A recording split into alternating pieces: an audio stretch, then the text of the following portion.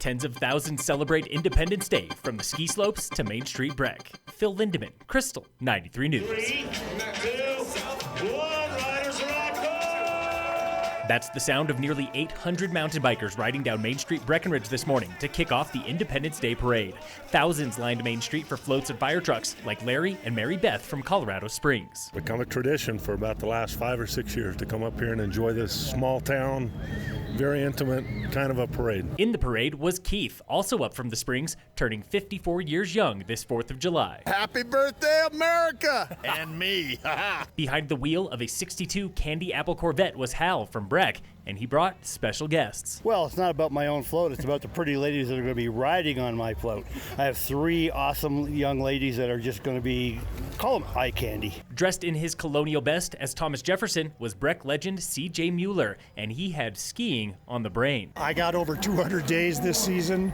Not as many as T-Bar Tommy, but what an incredible season it was. Meanwhile, thousands crowded the slopes at Arapahoe Basin for the longest ski season since 2011, and a few thousand more saw the noon parade in Frisco. Festivities continue tonight with the Air Force Academy Band in Dillon at 7 p.m. and the National Repertory Orchestra at the Riverwalk Center at 8. As Mark in the parade says, "Just happy to celebrate America's birthday, 240 years plus, loving every bit of it." The forests in Summit are swelling this holiday with thousands of people camping, biking, and hiking, while the underfunded Forest Service struggles with a multi-billion-dollar backlog. County Commissioner Karn Stiegelmeier. We have about a third of the funding for our district that we had 10 years ago. Mountain towns across Colorado have supplemented the Forest Service for years, like $1 million of taxpayer money approved last November for wildfire mitigation here in Summit. This is something that the Forest Service should be doing, but they do not have the funding from D.C. A new bill from Senator Michael Bennet and Representative Cory Gardner could help ranger districts hold onto a record $26.8 million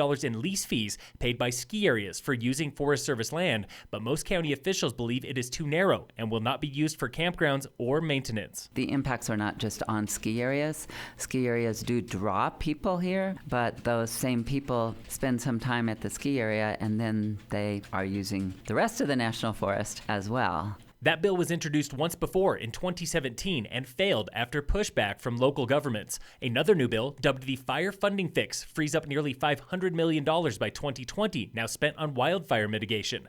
Bennett's office says this could eliminate backlog.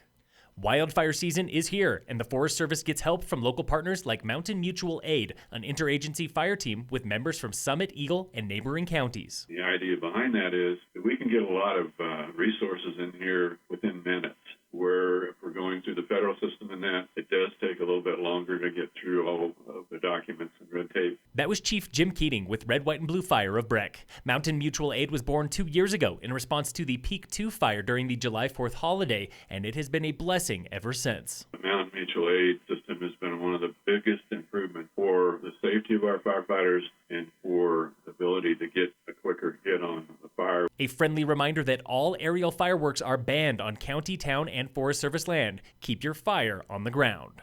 Local fire danger is low today with no fire restrictions.